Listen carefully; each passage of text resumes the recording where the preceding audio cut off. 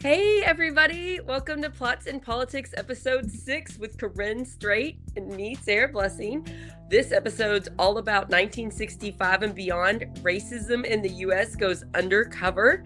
We're going to see a lot of mind-blown moments where we're going to see connections for, oh, this is why things are the way they are today in 2025. That makes sense.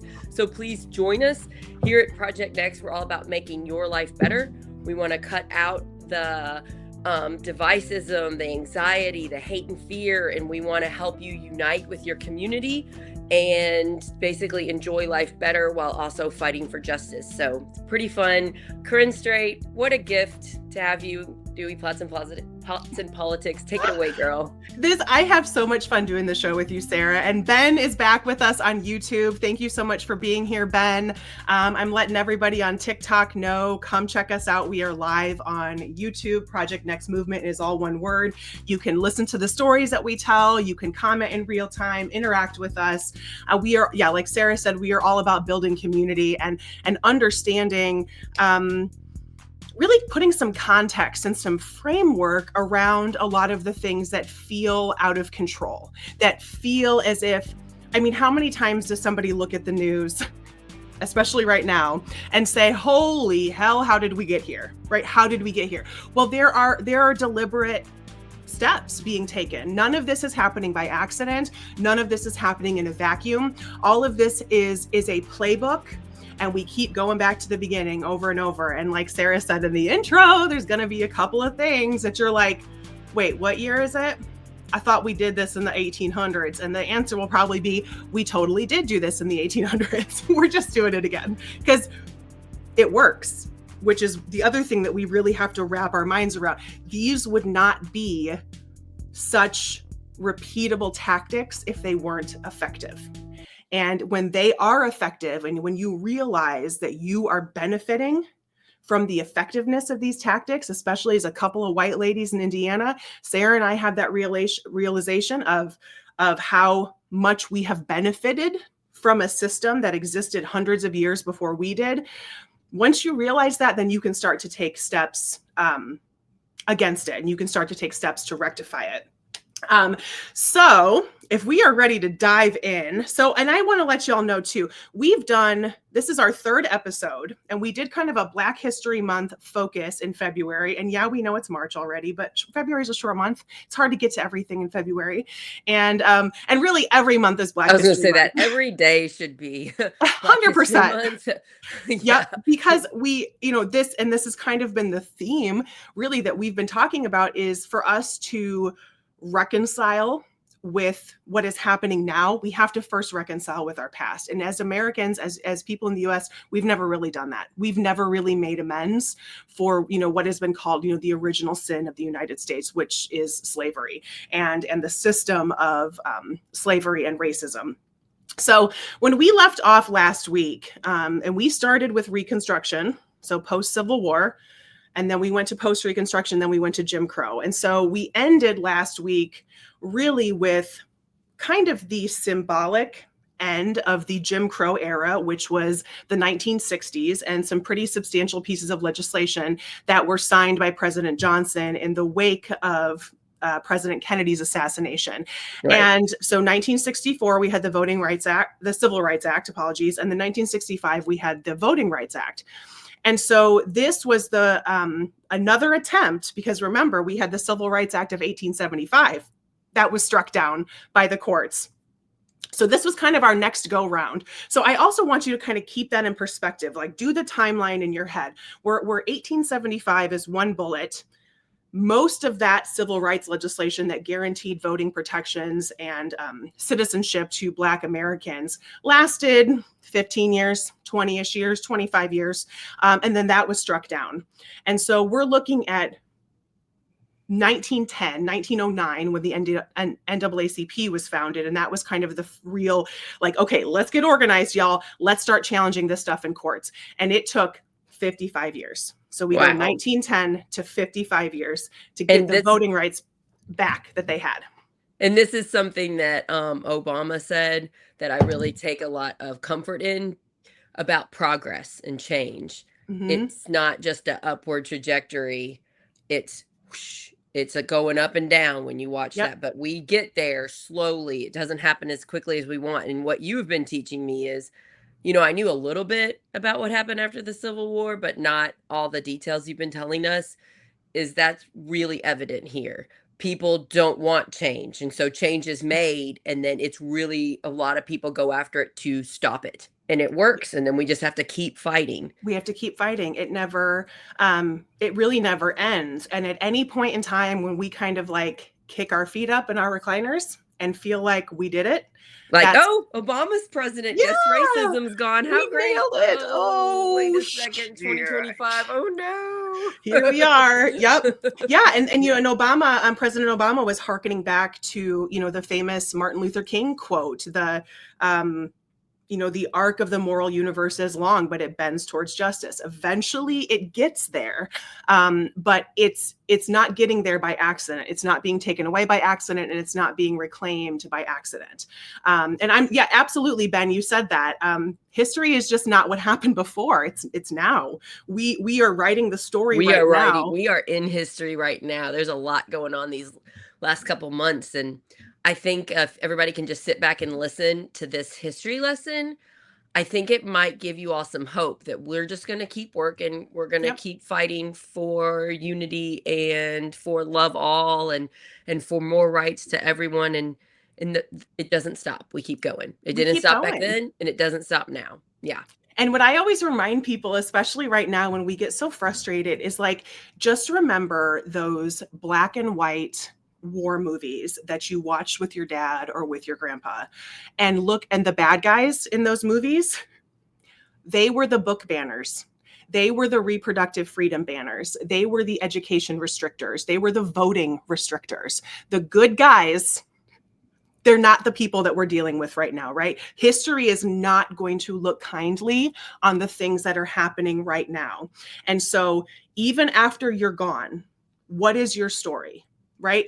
Who writes your story? Who talks about you? Who says, my grandmother, my neighbor, that crazy lady, Corinne Sarah down the street who died, here's what she did, right? How are you spoken about? And I think that weighs a lot, because what Ben said is history is now. It's not this thing that we're removed from.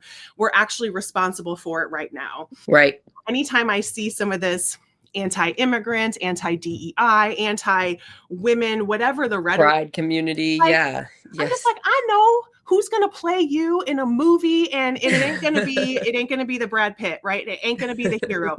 You're not gonna get the hero treatment here, and that really does make me smile a little bit, because there is no period where we are all sitting in history class talking about how great it was that the Nazis burned books and burned records. Nobody's talking about that as a good thing. So yes, Dakota, we're making history every single day. And just by y'all being here and commenting and interacting with us, you're part of something that is saying, I'm tired of how it's been. I'm tired of how it's been. And I don't care if you're in your 20s, 30s, 40s, 50s, 60s, at whatever point in your life that you kind of woke up and went, something ain't right. Whenever that time period is, you are welcome. We are all learning. We're all in a process. Oh, that's so true. So if you were on the other side and you were scared and you were going along with stuff, but you're not now, you're waking up now and being like, wait a minute, what's going on? We welcome you to this side. It's not a political side. It is the side of justice. It's the side of what is right for humanity and all human beings. So we welcome you. And that is what Project Next is all about. Yeah. And I think it is hard for our people on the left to be like, wait a minute. I'm like, this is how we have democracy. We don't get on people for their mistakes, because I freaking mess up every day. All the time.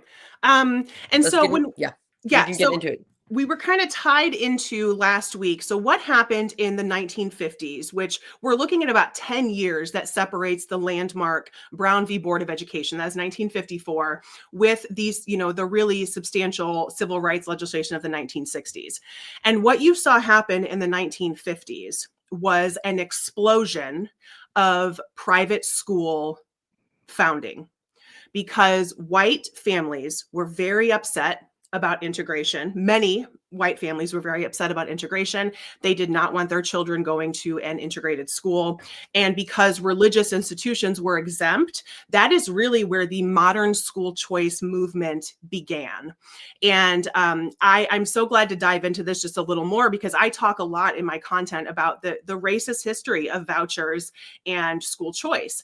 I And was very unaware of that. I was a yes, teacher at a private school, and my school benefited from vouchers, and I had no idea it had racist mhm. upbringings. But of course, now that you bring it up, it's like if they're going to be integrating schools, all the parents that fear change, fear anybody different, are going to want to pull their kids out and protect them. Yep. So it makes sense. And put them into a private school, because Yep. again, that's why we talk about the issues with vouchers and choice. Is it's choice for the schools, because the school does not have to comply with ADA. If it's a religious institution, it is exempt from any kind of discrimination. It is exempt from any kind of federal regulations that even just make you have to have a doorway big enough for a wheelchair, like basic things. And there are a lot of people who will stick one kid in private school and think that this voucher system is great, and then all of a sudden their next child suffers from dyslexia, and they are not welcomed into the religious school because the resources aren't there, and so they become disillusioned. And so this was the pattern that we've seen since the 1950s. So this modern school choice movement, we are not here on accident. The person when we look at a place like Indiana, Hoosiers for Quality Education is the super PAC that was founded in 1998. It was founded by Fred Klipsch. If you do the math on about how old he is, he's a student in the 60s and 70s. He is a student during the time when private schools being pushed by white families as a quality education was kind of becoming mainstream. It was becoming the norm. It's just what you did. And so much of the rhetoric from the 1950s and 60s about good families, loving parents, all of these kind of ways that we start to hear the racist rhetoric change. And you picture a time when you would see a sign over a doorway that said colored entrance, or no Ugh. Negroes, or whites only. Those signs have been replaced with language like school choice, good parents, good kids. A lot of the time when you hear lawmakers, specifically in Indiana and other conservative states that have really gone whole hog on this school choice nightmare, they target schools that have a higher percentage of students of color, and they talk about how bad these kids are. And it all harkens back to kind of a criminality that is associated with people of color that then trickles down to their children. And as we look at some trends here, because if you go back and listen to our other episodes, you are going to see an attempt for equity, an attempt to rectify our history, a law put in place and the court striking it down. You're going to see the movement gets started, the law gets passed, the court strike it down. The movement gets started, the law gets passed, the court strike it down. This pattern goes over and over and over again in the United States. And one prime example of that, since sticking on the topic of education, is what happened in the 1990s. There were many federal mandates on desegregation, integration of schools that were put in place in the 1960s. If anybody remembers the famous pictures of the National Guard in Alabama overruling the governor and allowing his schools to be integrated, because he was the famous segregation now, segregation tomorrow, segregation forever. And the National Guard came in and said, oh, hell no, and they integrated their schools. That is what it takes. We have to remember, again, after the Civil War, federal troops were present in the former Confederate states to enforce the end of slavery, because without the federal troops there, slaves would have been recaptured. We would have gone right back. And I you was really see, naive about that when I was a yeah, kid, and I hear the Civil War's over, the North won, we stay a union, we did it. slavery's over. We're just like, bam, they're free. Oh, no, no, no, No, no. no, No, actually, because you no. have to have enforcement, you have to have rules and protections, and people coming to your house and saying, now, did you let these people go? And so I just was really naive when I was little, and really until you told me, or until June 19th. started Yeah. becoming Yeah. more Juneteenth is kind popular, of and I researched then. I was like, oh, yeah. which, Sarah, that's why it works.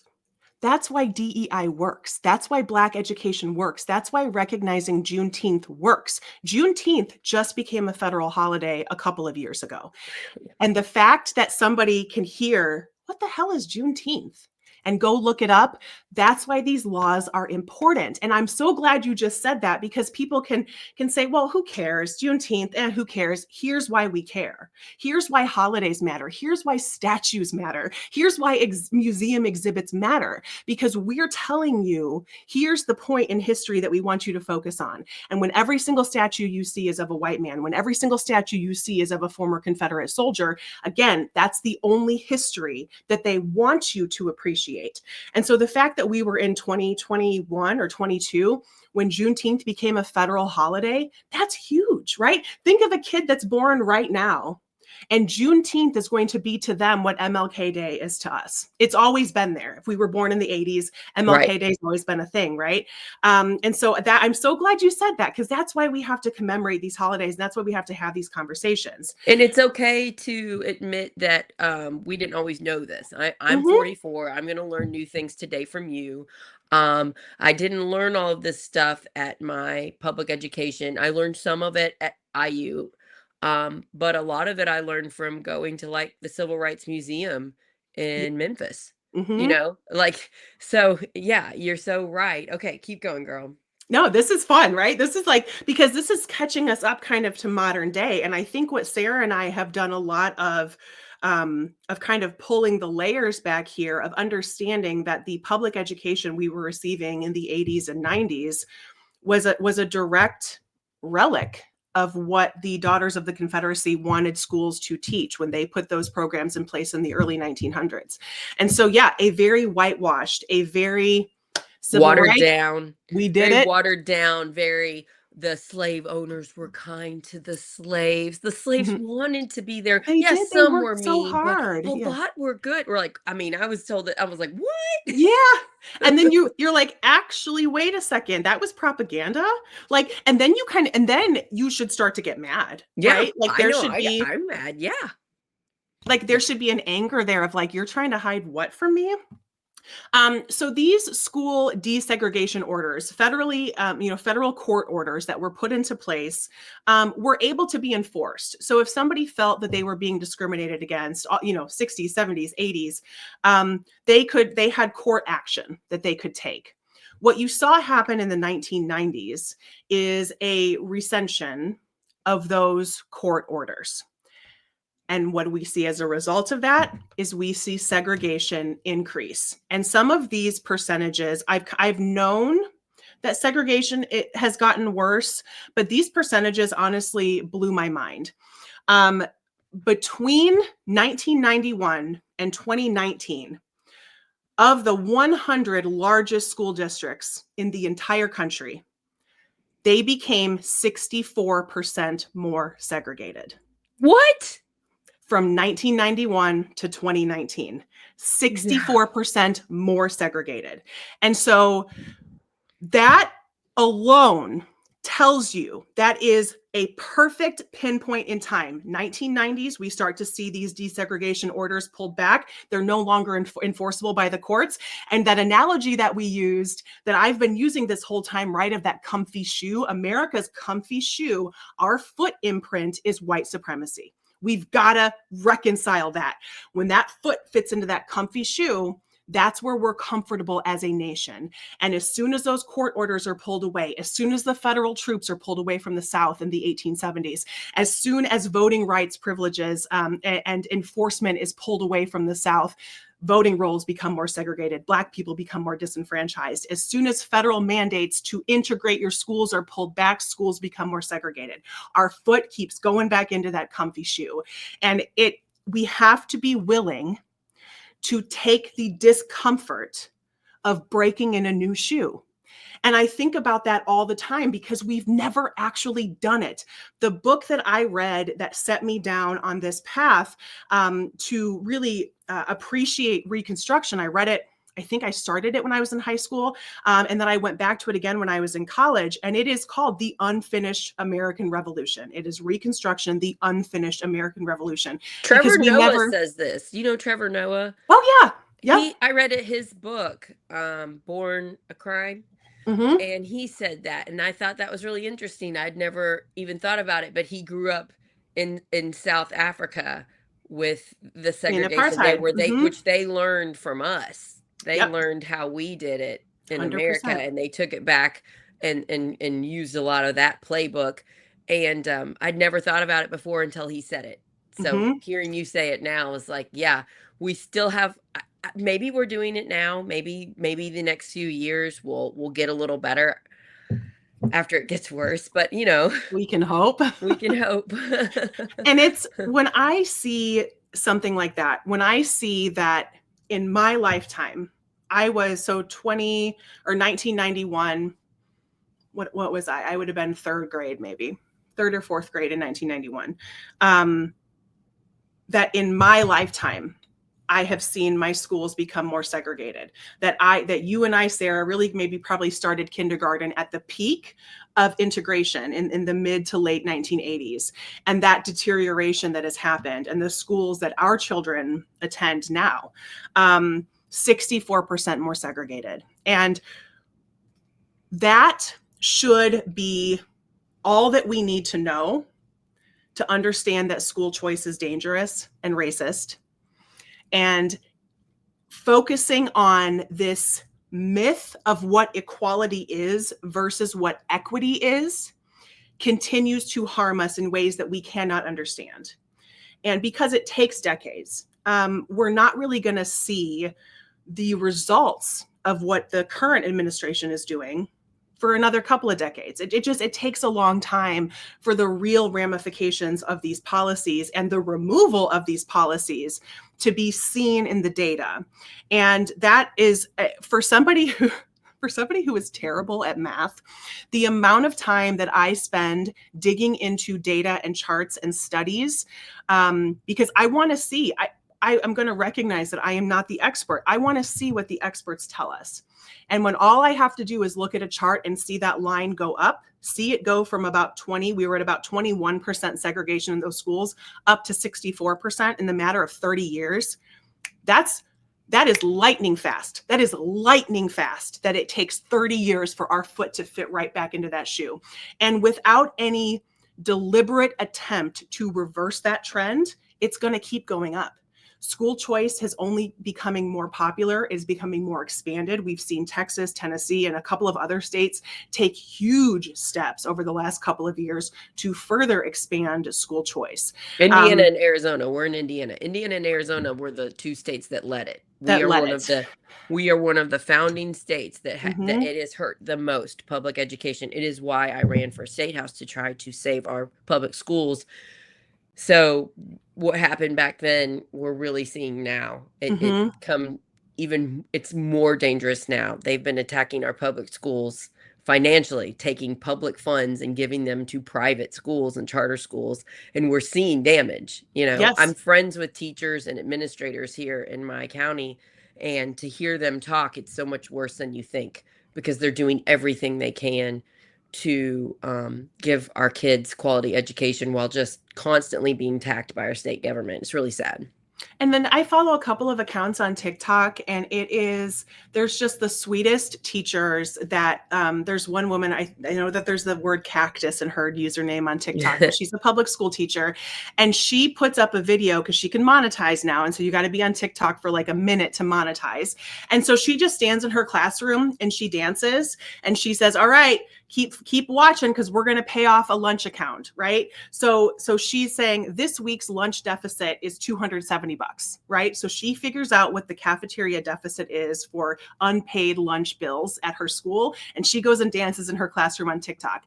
And the fact that that is, right, but that is heartwarming and that is devastating at the same time, because we still haven't decided that just food is the baseline.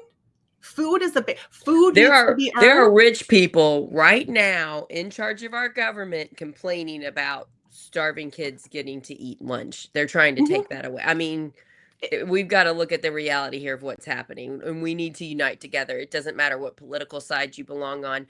Our kids should be able to eat food at school without There's having nothing a negative political. lunch account. There's Yeah, nothing there's political nothing about political about feeding children. a classroom with heat. There's nothing political about kids eating or kids seeing a doctor. But There's just calling it school choice and making up fake things about public schools so that you're scared of them, that's how they do it. yeah. We have to be like, wait a minute, and we've got to push back on it. And I want to so this is kind of where I wanted to focus on this episode, is kind of looking at the attempts that were made and how those attempts or those laws have been stripped away by the courts, and how we kind of see this pattern happen. All right. So, so the school desegregation is one example, and we've got solid data on that because we're 36 years out of that desegregation. We can see, again, the white supremacist foot of the American people goes right back into that comfy shoe. We immediately start to segregate again. Affirmative action is is a term that a lot of people are familiar with. We've heard affirmative action for a long time. Affirmative action actually predates the civil rights legislation of the 1960s. It was an executive order signed by President Kennedy in 1961, so prior to his death. And the executive order says, we are taking affirmative action to ensure that applicants are employed and that employees are treated during employment without regard to their race, creed, color, or national origin. Government contractors are required to document their affirmative action in their practices, policies, programs, and employment statistics to be eligible to receive government contracts. That is no longer the law because President Trump signed an executive order on January 21st that ended what he called illegal discrimination and restores merit-based opportunity. So again, we have affirmative action in employment from 1961 until 2025. We have attempts. Kennedy could never get this through Congress. He had to sign an executive order. Trump comes in and he undoes it. So we're looking at 65-ish, 64 years of government contractors needing to show their employment statistics that they are not discriminating. They can now. And that should hit us like a weight. Because what else you saw come from the civil rights legislation of 64 and 65 is the opportunity for employees to seek retribution if they were discriminated against. So you could sue.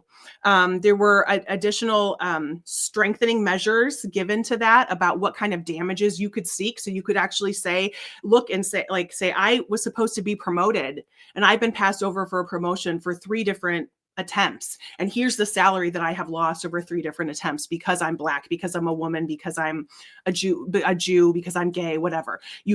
So that is being taken away. So somebody could literally fire you and say, I'm firing you because you're gay, or I'm firing you because of the color of your skin. And they have to say, okay, and they can't fight it now? I'm very curious to see how that's going to shake out in the courts. Because by President Trump nullifying affirmative action in employment, it definitely opens up the floodgates for that. It definitely opens up the floodgates of somebody to say, I can fire you because I'm Black. You're Black. It's an interesting problem because we have a lot of job openings. Like in Indiana, we have a lot of people hiring. And a lot of the reason is because they can't pay the people enough for them to make, for it to be affordable for them to live. So they don't necessarily want a job that's not fun. So there is incentives to be a good boss, to give good hours. There's incentives here to try to keep people.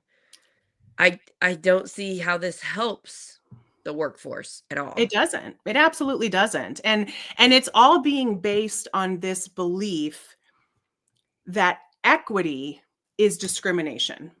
Attempting to even the playing field is hurting white people.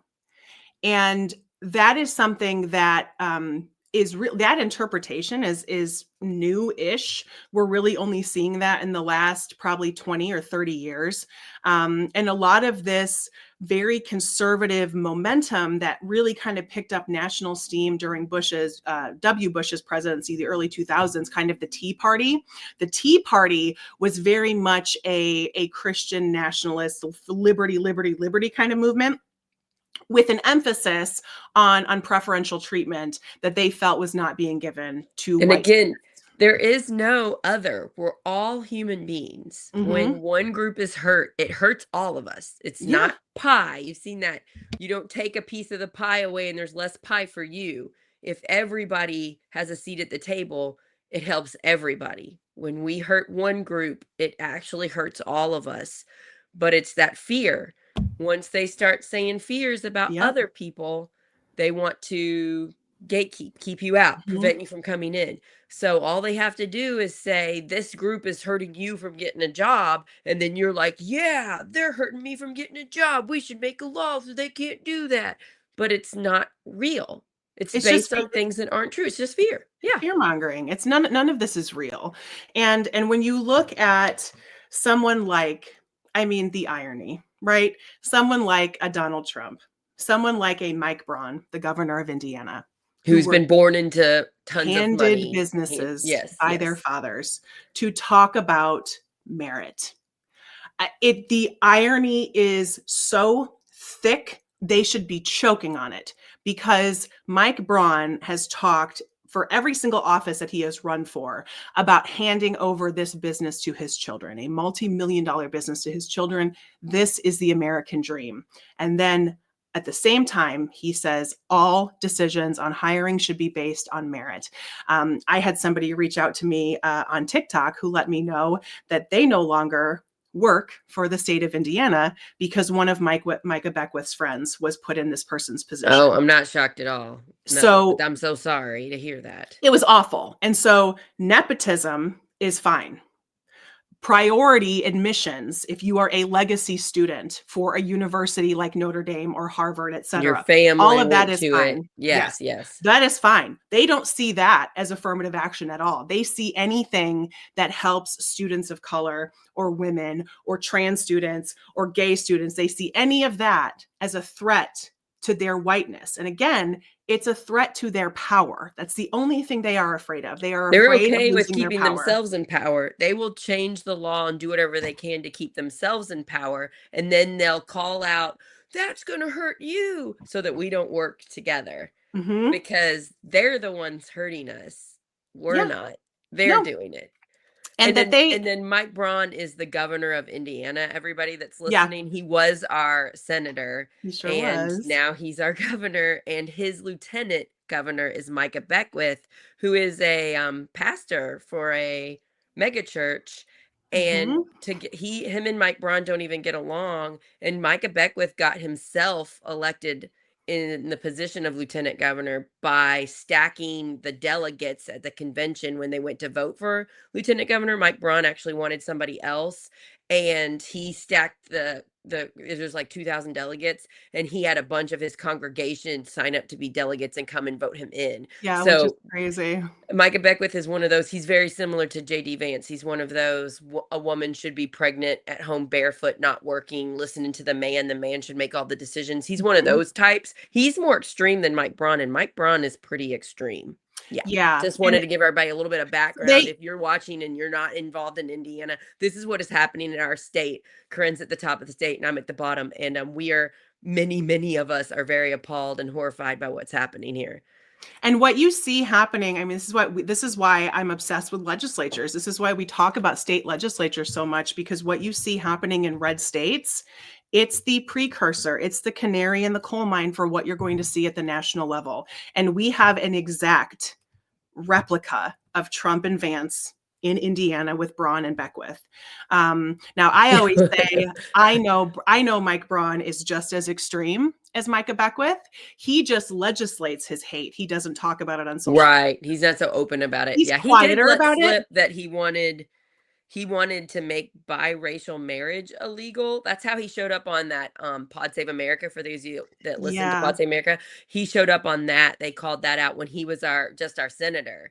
And we're And like, he how do tried you to even walk that do back, and it was kind of a how mess, do you but even do that? Like, we're all not, I mean, what is this? Hitler and the graph and the charts of are you yep. white enough? I mean, what are we talking about here? But we have to recognize that that kind of language, those are just test balloons. He just throws stuff like that out. We saw the same thing happen when Roe v. Wade was under attack. And people are saying, "Oh, it'll never happen. It'll never happen." Yes, I knew it was going to happen. But they're going to test it. They're going to throw it out there in 2010 and 2015, and everyone's going to go, "Oh my gosh, how horrible," right? Mike Braun's going to throw out ending interracial marriage that was 2018, 2019. And now here he is in a position where he could potentially do that. We're seeing the possibility of Obergefell, the 2015 Supreme Court decision that guaranteed marriage equity. So same-sex gay couples, queer couples could get married. That is My being friend challenged. Dan Cannon is a lawyer down here. He was one of the lawyers on that Supreme Yep. Court case. And to think that we could see that decision stand for 10 years or 11 years before it is undone.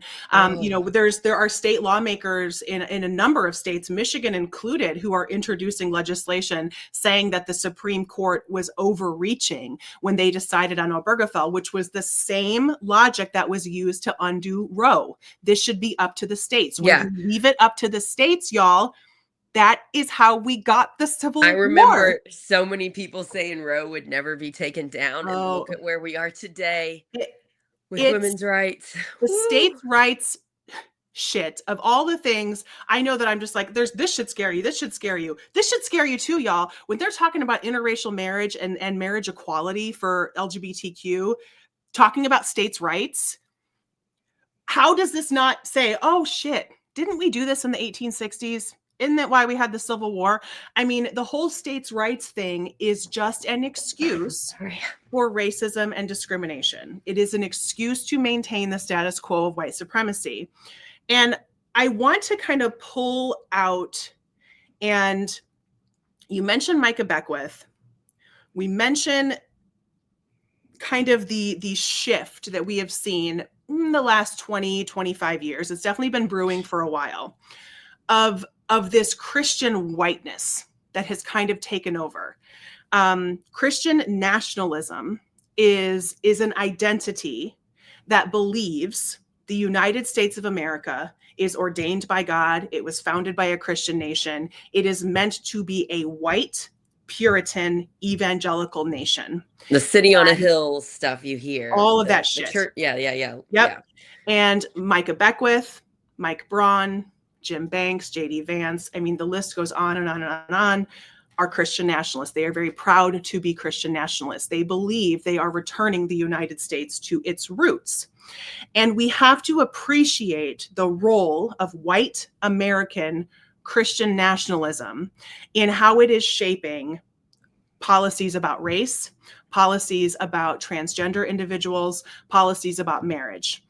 Just in the Indiana state legislature this year, we saw a state lawmaker introduce a bill that would remove no-fault divorce as an option for Hoosiers. Thankfully, that bill didn't advance. Oh, but I'm so again, glad I didn't know what that. we That's good. see is it's a balloon. Let me see how this goes in 2025. Yeah. Maybe it won't pass this year. Maybe it Let's won't try to pass attack this year. lab race. Oh, that didn't work. Yep. We'll try again next year. We'll Don't try worry. again next year. Yeah, They'll it's keep already, trying. there's several states that has passed. I believe Yes. maybe Oklahoma. There's several states that have And that it's being challenged. It's being challenged in court, of course. And so where that's women, really like, you where can't divorce, you can't get out of your abusive marriage. you have to produce a witness.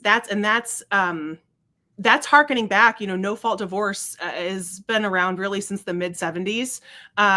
And prior to that, you had to show cause. You had to have people come. It's already in Indiana. It's already hard to get divorced. As myself as a divorced woman, it should not be harder.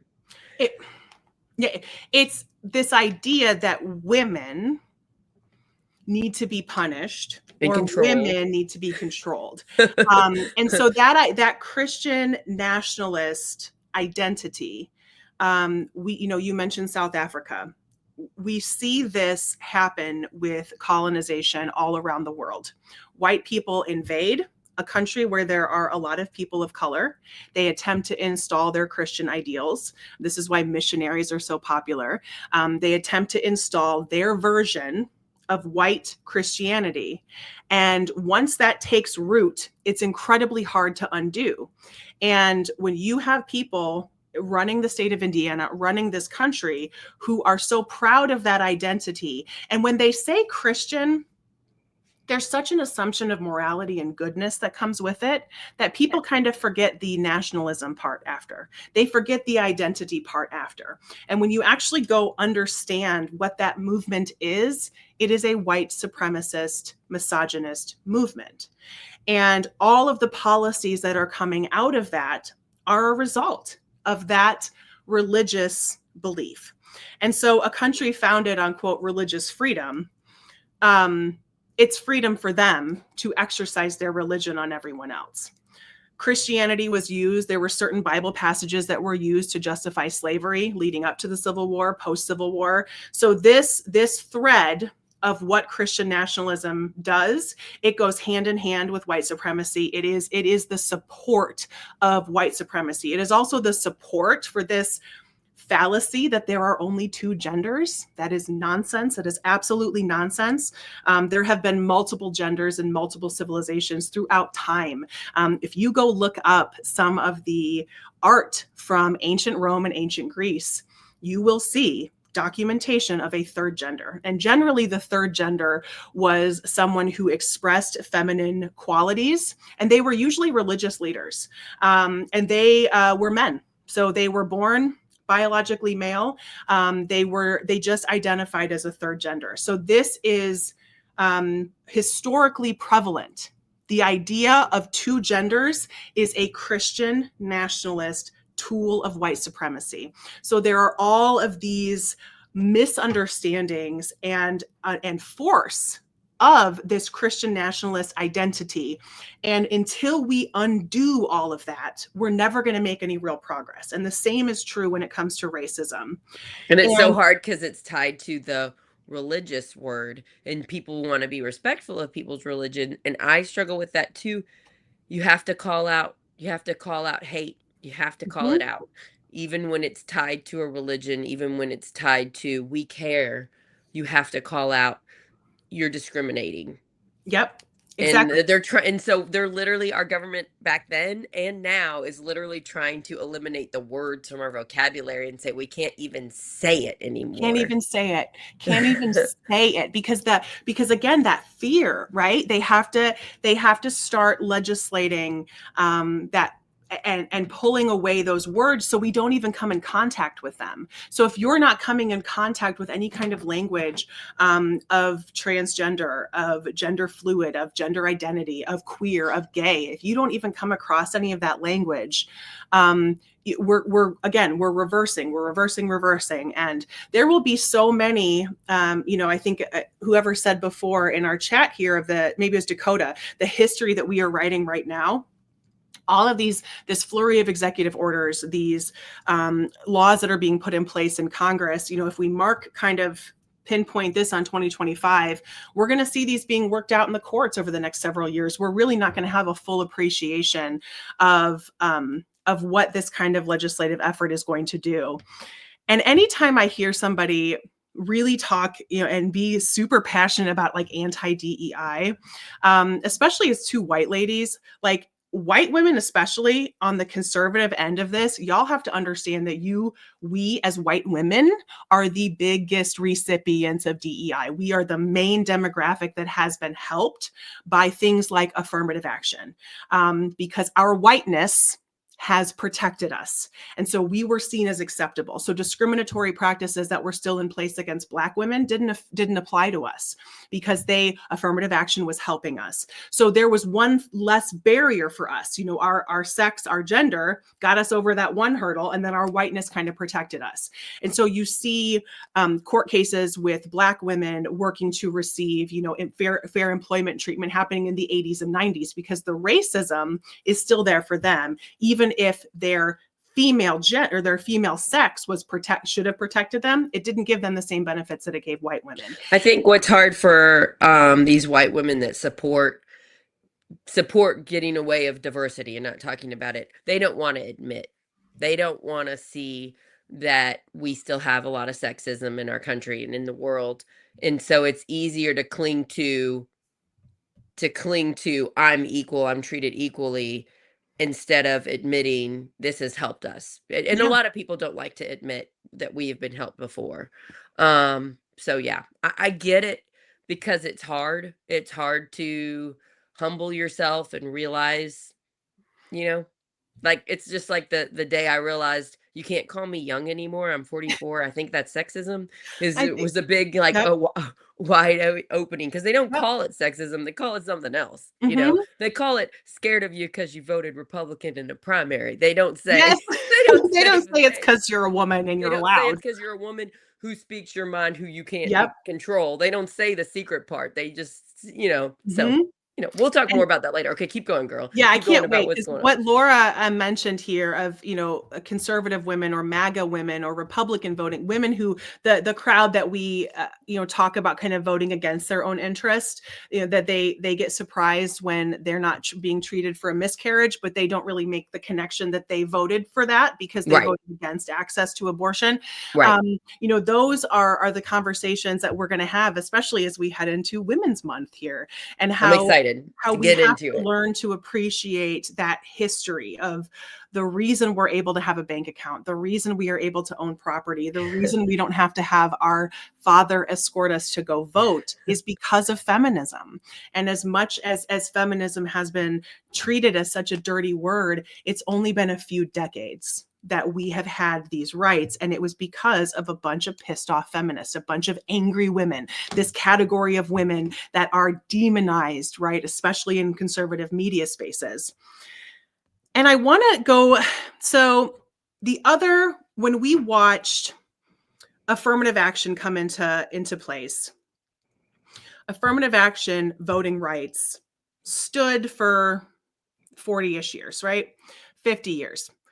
One of the first major blows or most recent, I would say, blows to the Voting Rights Act of 1965 actually happened in 2013. So the forces, again, that are working to take away this progress will work for decades. They will play the long game. They will keep working and working and working until they get the right president, the right Supreme Court in place, et cetera.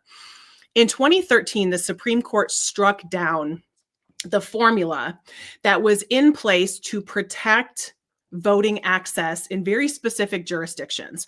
So we saw states like Alabama, Alaska, surprisingly, most of these states are in the South, but Alaska has a real problem with discrimination as well. So Alabama, Georgia, Louisiana, Mississippi, South Carolina, and Virginia, along with a handful of other states, but they had jurisdictions that were bound by federal mandate. They could not make any changes to their voting procedures until it was vetted at the federal level, because it's kind of like, it's the kid that gets in trouble all the time. Like, well, we're going to put other guardrails in place because you keep screwing up. You've told us you haven't earned the right to be independent. You haven't earned the right to stay home by yourself because you keep eating all the ice cream and leaving the fridge open. Like, these jurisdictions had not earned the right to set their own voting rules because they kept disenfranchising Black people. So it's like they keep doing it. So the federal government had these rules in place. And in 2013, the Supreme Court struck it down. And those jurisdictional determinations that were in place were removed. So we're 12 years out, and we are already seeing a decrease in voter participation of the poor and people of color in all of these jurisdictions. Exactly what we knew would happen. Everyone that wants to say it's hyperbolic, you're being hysterical, it's not, slippery slope. The pattern repeats and repeats and repeats and repeats. When the federal oversight is removed, we fit back into the comfy shoe of white supremacy. The next step that took place was striking down a huge part of affirmative action that helped in college admissions. And that was struck down in 2023. So what Yeah. Trump undid in 2025 was a lot of the employment discrimination, removing those protections. What the Supreme Court did in 2023 was actually remove any consideration of race in the college applications and admissions process. And the reason this is important is because it plays into this idea of white America, of quote unquote reverse racism or reverse discrimination. I want to be really, really clear that reverse racism, it doesn't exist. It's not a thing. You have to remember that racism is a structure. It is a system in place. And racism in the United States and in most European countries, racism has never been a structure that has harmed white people. Racism is always a structure to benefit white people and harm people of color. So we can't call it reverse racism. That's not a real thing. I hear that all the time.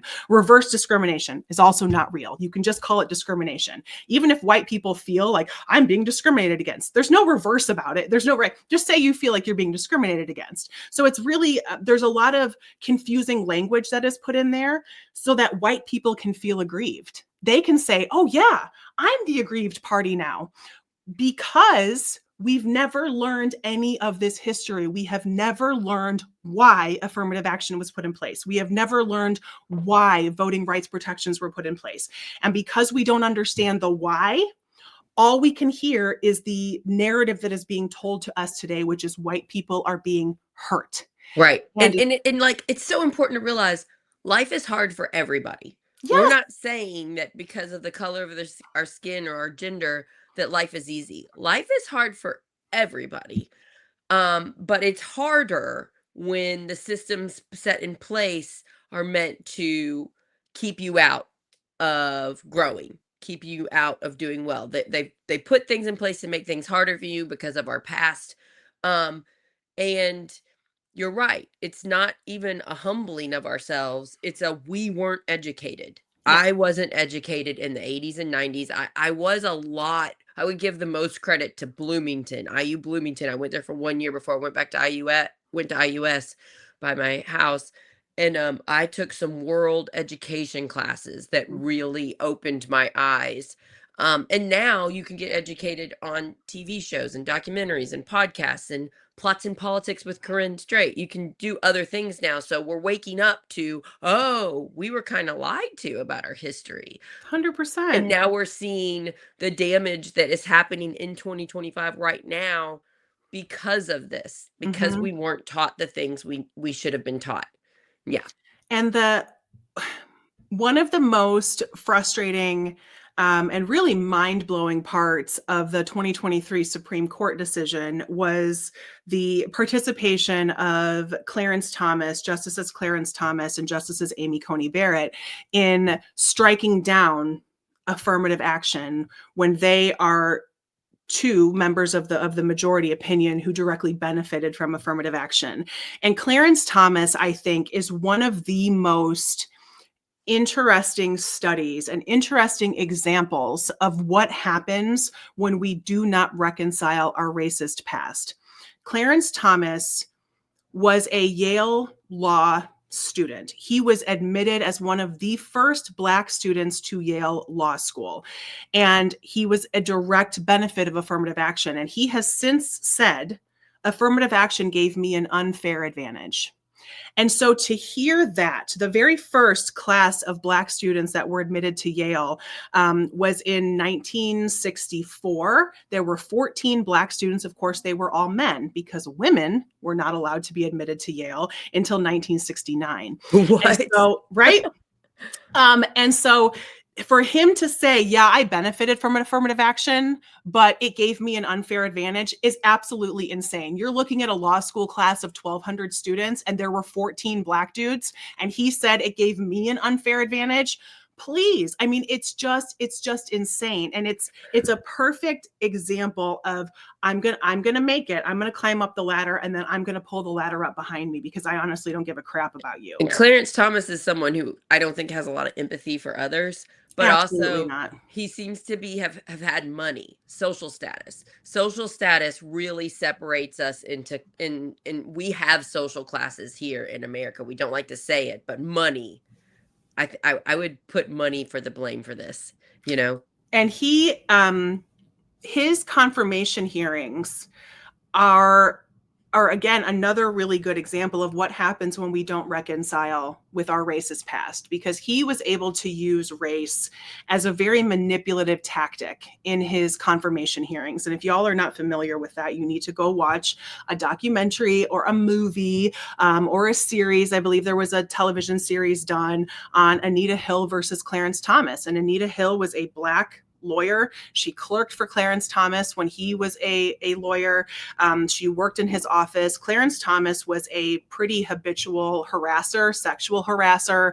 And Anita Hill was dragged through the mud. She was treated horrifically. And Clarence Thomas was able to use America's racist past as an example of why he's being treated unfairly. You're treating me unfairly because I'm Black. He actually said this is a modern day lynching, was one of his famous quotes from the 1990s.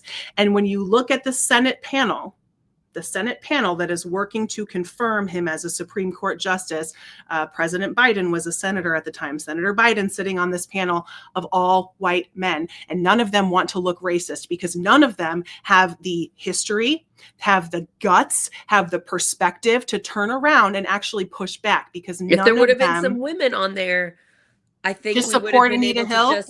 There would have been the accountability to say we must protect our most vulnerable, but since there wasn't anybody at the seat of the table to do that, so it's very similar to what we grew up with, Corinne, with Monica Lewinsky. 100%. We see it over and over again, where the woman kind of becomes that was my book that just fell. The woman kind of becomes the problem instead of the man's bad behavior, and whatever we can use as the reason why we shouldn't look at the man's bad behavior, we're going to use that. And it's always important to look at when the bully acts like they're the victim. I get that a lot when I go after people in our local government. I'm the bully, even though they're the ones with all the power doing the damage to us. I'm the bully. And I'm like, because you're saying like, wait a sec. Yeah, I say this all the time in a lot of my videos of like, we're in an abusive relationship, y'all. Like the stuff that Donald Trump is doing or Mike Braun is doing or any of these elected officials, like that's not the problem. It's our reaction to it. That's the problem. Yeah, we're the ones who should be called out. What are you doing complaining about? So annoying, complaining about your rights being lost and your schools being wait a second. How dare you?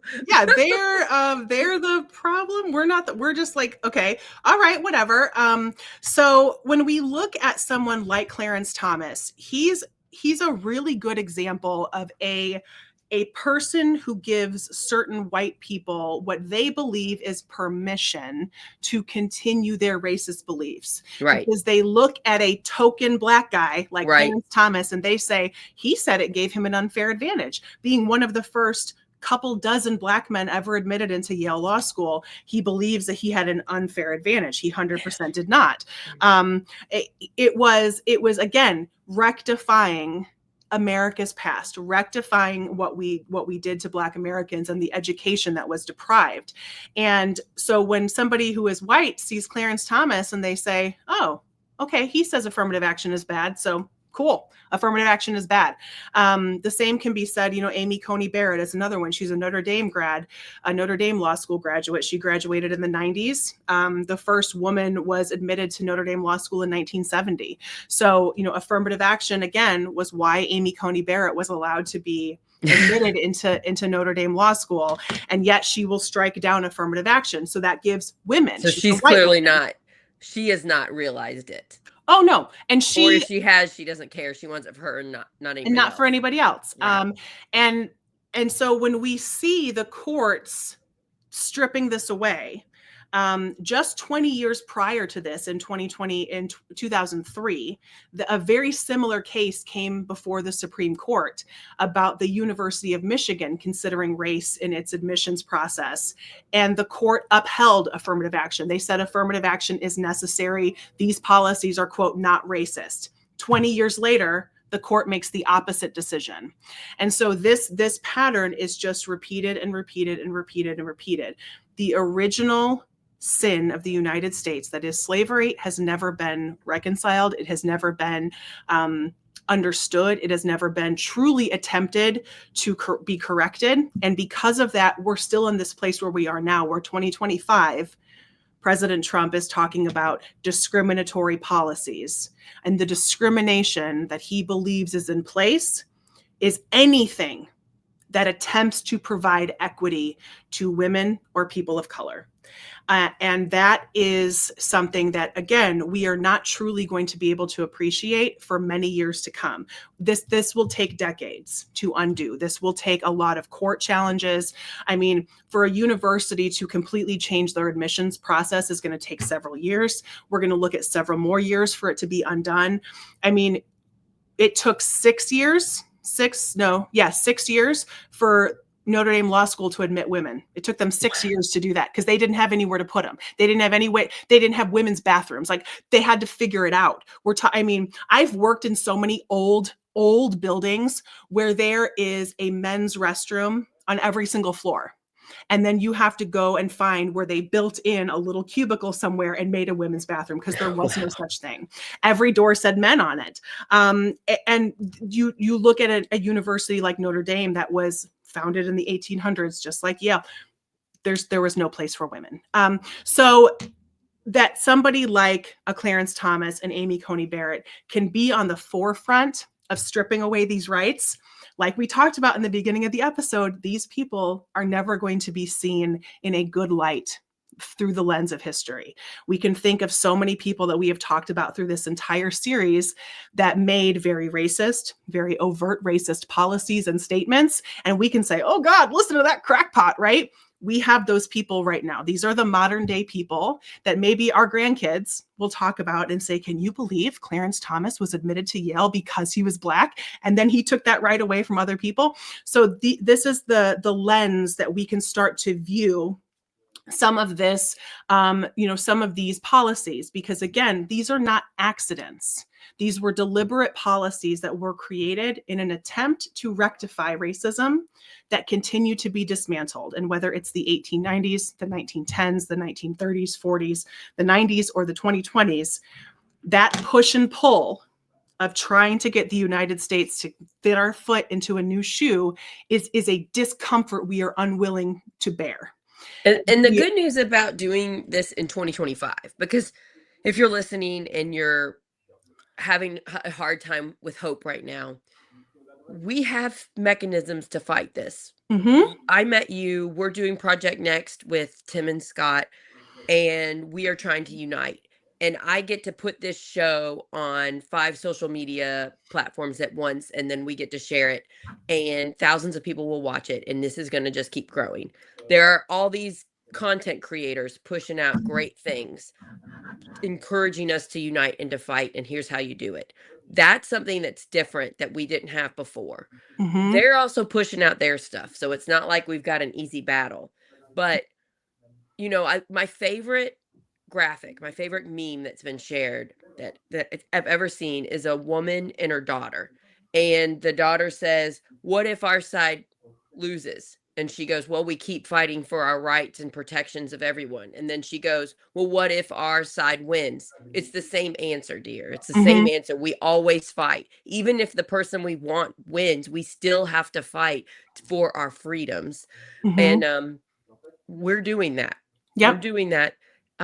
But I have to say, it's been a tough couple of months. And I don't think that that's ending. I don't think the tough, hard stuff is going away. I think we're going to have to get stronger at fighting it and shining a light on it and uniting people. I saw people in the comments say, I used to be on the right. I used to kind of agree with them, and then I pulled myself out. And the fact that they're willing to admit that on a comment on a show is really beautiful and amazing. And thanks so much for that. I mean, and so, we're doing this, we're growing, but it's going to take work. We're all going to have to do more than we thought we were. Right. And I want to encourage everybody, because what Ben just said, and I put it up on the screen, I'm not like other marginalized people, right? I'm not like others. So this idea that, oh, well, they're gonna go against immigrants and harm immigrants, but I'm a woman, like I'm gonna be fine, right? Because I was born here. And so it's the narrative that we've heard, especially from Nazi Germany. First they went for my neighbor and I said nothing, and then they came for me. And that is a an attack on any marginalized group is an attack on every marginalized group. And when you see someone like a Clarence Thomas, or you see, I mean, somebody said, Ben said, the modern term is pick me. I don't know if anybody saw this dinner that President Trump, or this event that he held during February, where there were a bunch of Black attendees, and this idea that they just want to be praised and they just want to feel included. It was roundly criticized by other Black influencers and politicians, and talking about, look what you're endorsing, look what you're participating in. You're participating in harms against our people. You're participating in supporting someone who is stripping DEI, which is good, stripping DEI from our modern society. And so I want to encourage people to start with where you spend the most time. Do you spend the most time on social media? Do you spend the most time at your social club? Do you spend the most time at work? Start to change. This is one of the biggest things I think you can do, is start to change what your algorithm is on whatever social media platform you use. And start by seeking out Black creators. I follow a woman named, her name is Dr. Nikki Lanier. It's Lanier. She teaches a lot of courses on active deconstruction of racism. It is not a thing that is passive. It is an active thing, because racism was actively created. It has to be actively deconstructed. And here she teaches white people. It's her specialty. Here you go. There's another woman that I follow on social media. She calls herself the White Woman Whisperer. Her content is beautiful. There's a man named the Ebony Warrior. He is on Instagram. His content is brilliant. And the other guy I would like you to go follow is Conscious Lee. He is an educator in Texas. And it's just the word conscious and Lee. He is brilliant. He is young. He also does a lot of the calling out of, what does it look like today? How is racism so difficult to detect? Here are these words that are being used. Here is how this is being presented. And when I go and look at the percentages of who I am following and what their demographics are and where they are located, then I can kind of understand how that feed is being curated for me. And if you have young people in your life, start to do that work as well, especially young white boys. They are so easily targeted and easily manipulated. White boys, they are the future of the MAGA movement. They are the future of the modern Nazi movement. And I do not use the word Nazi lightly. I have 2 white teenage sons. And when I look at their social media feed, it's horrifying. It's horrifying. Now, thankfully, my kids have done a lot of work of saying not interested when certain stuff comes up. So they get a little more diverse following. But if you have someone who doesn't have a loudmouth parent like me or Sarah, and you just have a kid that's just scrolling on TikTok, they are being indoctrinated. Yes, Ben, Consciously is amazing. They are being indoctrinated on their phones every single day. It's important. I would encourage you to take the device of your child and just look at their social media and see what type of things they're spewing out at them, so that, because it only takes, they've done studies, it only takes watching one video that leans slightly one way for the next one to be way stronger. And we do it on both sides. This has led people on the left to be like, our democracy is over, we're ruined forever, should I move now? I don't have enough money, but should I move? I'm seeing these.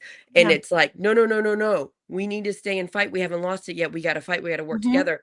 Both sides have went to extreme, and we can all do our part in looking at our social media and our children's social media and see how extreme has it gotten, and can you stop following some things and get back on path. But it's something you have to keep doing. I bet you have to keep looking at your son's You do. You have to keep checking it. And what I think is something that, especially as white people, we can do is take the criticism and even take the anger, take the attacks.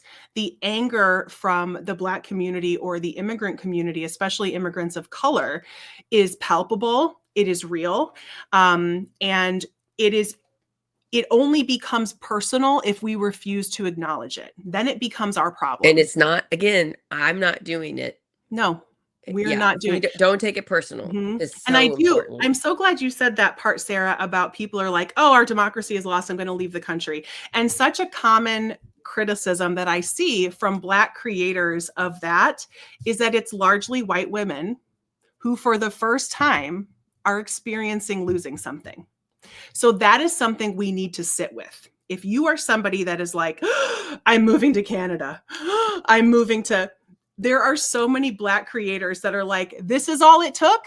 It took one thing. You lost one thing. Are you look at this group me? of people that Right? were forced to come here, and their relatives are here fighting for us and our rights Constantly. I mean, but I get it, because I don't blame them. I have a lot of empathy for them, because the news they're following, the social media people they're following are freaking the crap out.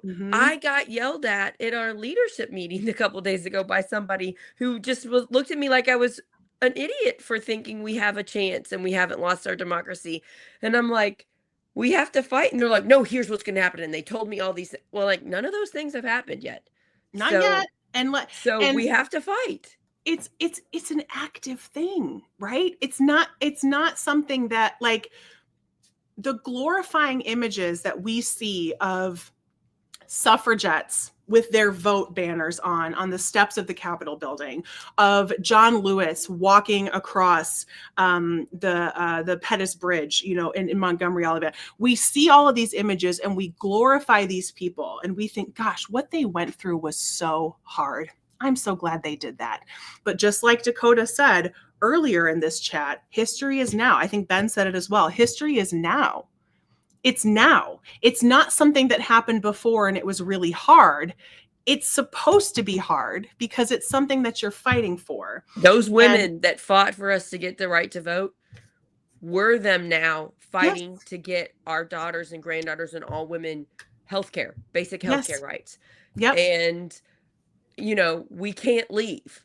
I'm going to get my daughter a doctor in Illinois when she gets old enough. And I'm going to have a doctor here. And I'm going to acknowledge that not everybody's going to get to do that. Yes. And I'm never going to stop fighting for our rights back in Indiana, ever. Yep. And so we can't say, that's it, I'm going to leave, I'm defeated, the hope is lost. No, we fight. Those women that fought for the right to vote didn't move to another country where they could vote. They stayed and fought, and it took a long time, and they did it. Yep. And the men in power were annoyed and wanted to shut them up. Same thing that's happening to us now. They always want to shut us up. They really don't like they don't like it when we have our own thoughts and opinions. They don't like it, or our own money, or they want to tell us how we should think, and we should do that. And I'm hopeful. The things that give me hope is that there are people who are coming out of the woodwork who are willing to say, I believed X, Y, or Z, like you said, Sarah, and I don't any longer. That's how we're going to fix this. That's how we're going to get more of them. Yep. I'm going to admit when I'm wrong. I'm sure I think some things that are wrong. And once I get it cleared up, I'll, reevaluate. But that's how we're going to fix it. So big tent people, we need to be welcoming. We need to be forgiving. Those messages that we put up online where it says, if you voted against my rights, I can't be friends with you. We got to stop having that mindset. We're not perfect. I thought things that were wrong. I was told things wrong about the Pride community when I was growing up in my church that I don't go to anymore. And they don't think that anymore either. Yeah. I was told wrong things. I changed my mind. I'm not an evil person. You shouldn't ever talk to me because when I was a child, I thought something wrong. We have to stop that mindset, and it's coming from hurt. I know you're hurt. I get it. I'm hurt too. But we have to welcome people in and say, it's okay that you thought things were wrong. Come in, we will welcome you. And when you say something that might not be right, I'm not going to yell at you. I'm going to kindly say, I think you were told wrong there. I think that's wrong. Let's look it up, or let's talk about it. And I'm not going to yell at you. Yeah. If we don't learn how to do that, we're not going to grow. How are we going to get enough voters in 2 years? Yeah. We've got to welcome them over. I have a hard time with my good friends that are super worried when I say stuff like that. They look at me like I'm nuts. And I'm a little worried. I'm like, come on, you all. We got to open our hearts and our minds and forgive and realize they were lied to. Just And like that we were lied to when we we were were lied kids. We were to. lied to. We've been lied to, and they're continuing to lie to us.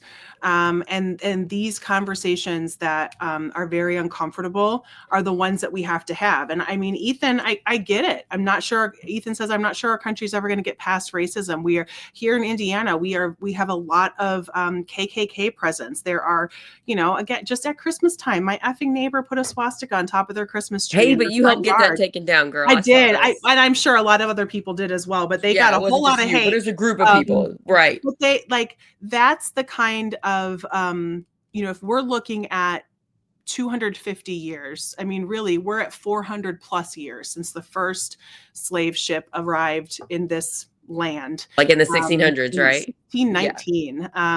And hundreds and hundreds of years. I mean, we are still, when you look at what is happening in politics in Germany, for example, their extreme far right anti-immigration party just won. Not a majority because it's a parliamentary system, but they're one of the majority parties now. And so you look at a country like Germany, who actually did work very hard to reconcile their Nazi years, to reconcile the Holocaust. The laws that they have in place is very different than what we have here. They've worked really, really, really hard. And yet you see this kind of ideology, especially anti-Muslim ideology, very prevalent in Germany and in France. And these are countries who outlawed slavery 100 plus years before the United States did, 200 plus years before the United States did in some instances. And so this, again, the comfort of white supremacy, the comfort of colonization, the comfort is always what we're going to revert back to. And it's going to be, I have made my peace with the fact that there will be rights that have been lost that I will not see return in my lifetime. I maybe have 50 more years here, y'all. And when you look at the timeline of history, 50 years is nothing. It's going to go by like that. And there will be Roe v. Wade took 50 years to be overturned. And that fight to overturn it started the day after it was decided by the Supreme Court. And again, even though those people on the wrong side of history, they fought for it even if they didn't live long enough to see it undone. So there are just certain things that we have to appreciate are going to take a couple of generations. And if all I do now is plant the seeds, if all I do now is make myself willing to be out there and be insulted in some really horrific ways, especially by white dudes, because I talk about race and I talk about gender and I talk about this shit, if that's what I'm willing to do, if that's my contribution and my kids and their friends see that I'm willing to do this, I'm planting the seed. And they're going to start to harvest that, and they're going to plant another seed, and they're going to keep going. That's my contribution. And when we live in a world of TikTok, of instant gratification, of our attention spans being, we're close to 3 seconds now, y'all. That makes horrific. sense when I look at how long somebody on Instagram watched our stuff. They scroll right on, right? So when we see that is how we are consuming our media, how we are consuming our food, how we are consuming our relationships or our TV shows. And then we're like, so it's not going to be fixed in 2 years? Well, I guess I'm just not going to try. Wrong answer.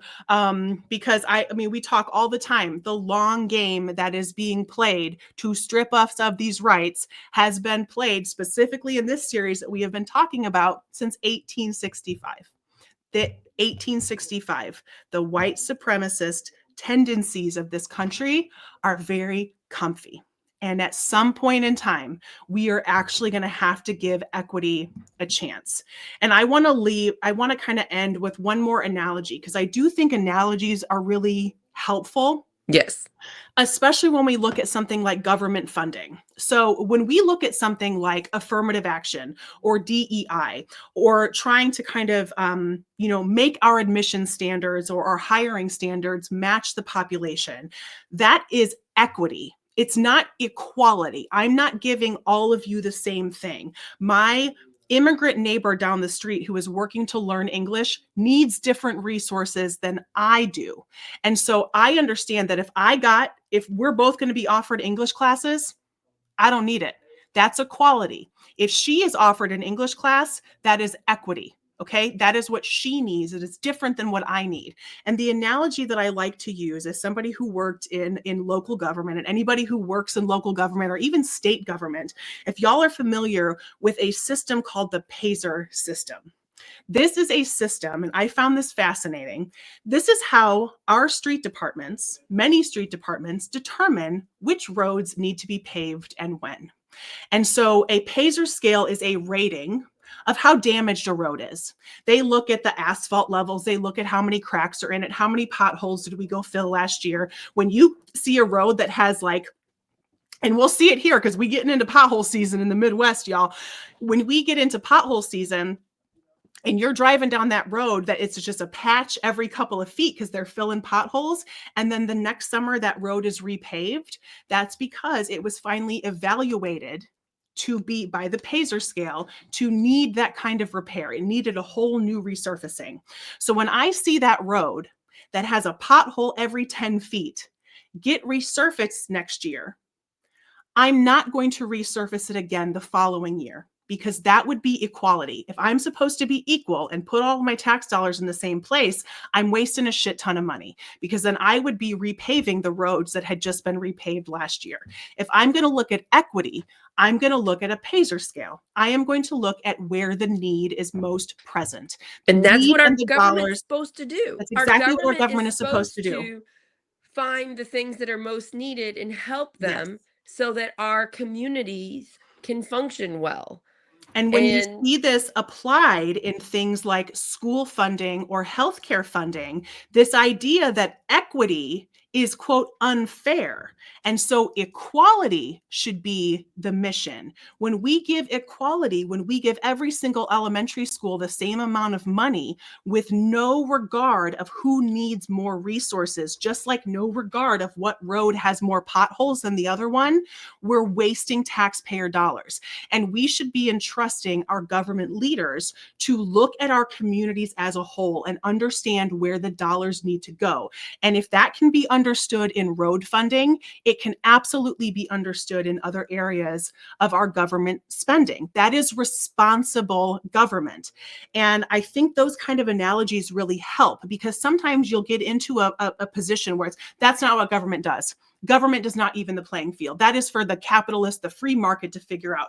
Y'all, the free market is never going to end racism. It is never going to end gender discrimination. It is never going to end pay inequality, because it makes them too much money to never address it.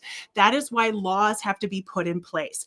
If the free market was governing what roads got paved, the rich people would get their road paid every 6 months. And the poor people would be on gravel. We'd on gravel road, right? Or whatever. Yeah. We allocate resources in a, quote, socialist fashion when it comes to first responders, when it comes to road paving, when it comes to, honestly, economic incentives for corporations. All of that is socially applied. It's a system of socialism. And yet when it comes to schools, when it comes to hospitals, when it comes to healthcare, we have to give everybody the same. Everybody the same. It's poor resource allocation on a government level. And our government only works as good as the people we elect to serve us. Mm-hmm. And right now, the way things are going, we've elected extremists in Indiana and in a lot of other states. Yep. And we are going to have to pay attention locally to who's on the ballot in your small little races, and then pick the best person, the better person, or maybe you should run for something too. I never thought, me as a former teacher, that I would be running for stuff, but I just ran for state house. So now I'm doing this, I guess, So we always have to remember that our government is only as good as the people we elect. And I think we need braver people, honestly, that are going to stand up for what's right. Because while we're all floundering here saying what's going on, I'm not seeing enough leaders stand up and say we have to fight for what's right. And so I think we're going to have to push them a little bit. We're going to have to push, and we're going to have to be willing to admit where we've made mistakes and where we've, looking back at school funding, this issue of not really understanding equity in school funding, this is a tale as old as time. We forced integration, really, which in principle was, of course, was noble. That's what should have happened. Integration should have happened. But we didn't follow that up with equitable resources. So we had kind of a posturing of doing the right thing, but we weren't really willing to put our money where our mouths were. And so then when we don't really give that system the tools it needs to succeed, we become more segregated and we can call it a failure. So we see the same thing happening with school choice today. We destabilize these schools. We don't give schools the resources that they need. We do that over a couple of decades. And then we say, look at these schools that are failing. We have to close them. And then instead of admitting where they could have done something right, like, whoops, I didn't know, I've never done this before, I messed up, let me fix it. They're so scared to admit that they could have done better that they just keep doing wrong. Yes. Like, I think that's one of our biggest problems as humans in our society. We're too scared to admit fault. So then we don't grow. Yeah. And if we're all just willing to say, like, you know what, I screwed up, I'm so sorry about that. And then we could actually make progress and move on. It would be great. So that's really kind of the wrap up of this series. I'm really proud of you for doing this 3-part series for Black History Month. I thought it was beautiful. I learned a lot. It was sad. It was lovely. It's really sad. Yeah. And we needed to hear it. We need to hear it. And there's tons more. And you've told us in the 3 episodes, lots of places we can go. We know how to Google and look up things. There's lots of great sources if you want to know more on this. But we're gonna keep doing this at Plots and Politics. I think women's history maybe next. Yeah, we'll focus on some women's history. I really want to dive in a little more, to the Christian aspect of this, and how we kind of, we look at the differences, especially being, in a relationship with a French person. I see, France and Italy, these are very, in Spain, these are very Catholic countries, right? Very Catholic heavy countries. And yet you see such a strict separation between church and state. They have civil liberties and social freedoms that we do not have in the United States. And it can be argued they're just as religious as we are. They're just as religious as us, but they're not as extreme as us. And so where does that religious fanaticism come from? It comes from the craziest religious people leaving England to come to the United States, to come to the New World. I taught that in 5th grade, so I do know a lot about that. And I was like, this is interesting. It does show why we are the way we are today, because of the people that came and took over. Because the craziest people are the ones that were like, oh, you want separation of church and state? Yeah, we don't want to do that. The witch trials, those people. Yeah. All those, the Puritans, the Puritans. And the real, so much of the split that happened when you look at the church splitting, we're going all the way back to Martin Luther here. When we look at the Protestant split, was the split between a loving God and a vengeful God, a God who punishes. And we see that so much in American politics with the prosperity gospel. We have the people that Donald Trump are lifting up as preachers who say, if you're good, God gives you money. Oh, you're poor? That means God doesn't like you and God is punishing you. And so that is so American. It's as American as apple pie. And so that plays so much into what we just did for Black History Month and what we will do for women's history over the next couple of weeks, of diving into all of these systems that, again, have to be actively dismantled. They were actively installed. They have to be actively dismantled. Well, I think we're going to have enough topics to do shows forever. We honestly could do shows forever. We don't stop. Even when people we like get elected, we push for more. Yeah. And there are some fun, and we're going to make sure that we, I will dive into some sillier aspects of our state, especially our state history. There are some doozies, and just some appreciation of us to understand, because that's what we like here. We like the perspective. We like the historical perspective. We like tying it to today. And we like saying, okay, y'all, you think it's bad. It's also been bad before. It's bad. They fought it before. It's going to be bad again. Fight it again. Yep. It's going to be bad again. We're going to fight it again. It'll be good again. It'll be bad again. We're going to keep it. We just got to, we can do this. Okay. Yep. You're awesome. I love you so much. Thanks for being my friend. And thanks for everybody being here. Please like, subscribe, share, text this show to a friend, ask people to follow us on Facebook or subscribe to us on YouTube. We Yes. are one word Project Next Movement. We're on Twitch, we're on Instagram, we're on TikTok. If you please follow us on if you're on any of those platforms, and please recommend us to your friends. We are growing. I did 6 shows in 4 days last week. It was Um, insane. if and if you want to go back and watch some of those, it's a lot of get the word out and mental fitness, and it's a lot about Indiana Democrats are reorganizing. We're about ready. We just elected new Dem chairs on Saturday. This Hmm. coming Saturday is district chairs, and then the Saturday after that, 33 people get to elect our new Indiana state Democratic chair. And we interviewed all 4 of them Yeah. on multiple shows. So if you want to get to know the 4 people that are up for that position, if you're in Indiana, it's so important because we have extremists in charge here, and we have to elect the best people and do the best that we can to reorganize and Yeah. to win elections and to stop these people. So you can look back in past episodes if you're interested in any of that. Um, I'm going to do more mental fitness shows. I want to do a show about narcissistic sociopathic behavior. I see a lot of those people running our government, and how to stop them. Like, I bet it's about 1 in 10 people are narcissistic Hmm. sociopathic. So I think just about all of us have them in our lives. And like, what do you do to stop them from bullying you? How do you stop it? So I've learned, I've had quite a few, and I just keep getting better at it. But I don't think it's ever going to stop since I'm loud and vocal. I'm always going to get these people. So I want to do an episode on that and mental fitness. And then I think there's going to be some more info on, like, I'm going to have a veteran come on and talk about his experiences with mental fitness and getting out of whatever experiences he's had. There's some really fun things coming up. I want to do shows on grief. And then we've got your Plots and Politics. Oh, Corinne, you're on Facebook now. Plots and I Politics with Corinne am. Straight. Is that Plots it? and Politics with Corinne Straight on Facebook. I finally got my Facebook access back.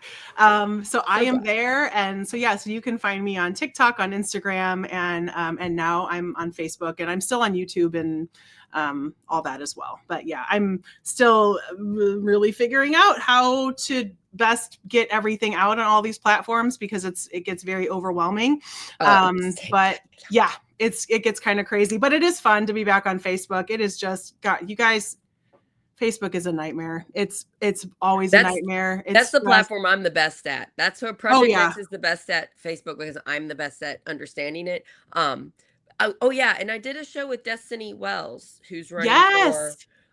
Indiana State Democratic Chair, and she's a friend of mine. And it's on Mental Fitness episode 2, and I can't believe the episode happened. She shared with us some of the most personal things that happened to her and how she overcame them. And I'm so proud of her bravery. If we Mm-hmm. had more women, if we had more people in power that were leaders that would get on a platform and like be open and honest, I think we could clean up a lot of past mistakes because we would get people that would be willing to clean it up. So that episode I'm really proud of. It just came out last Thursday, I think. Yeah. Um okay, And I so think. any of this, y'all, if you're listening, so of course you can go find all of our information on social media. We're on Substack as well.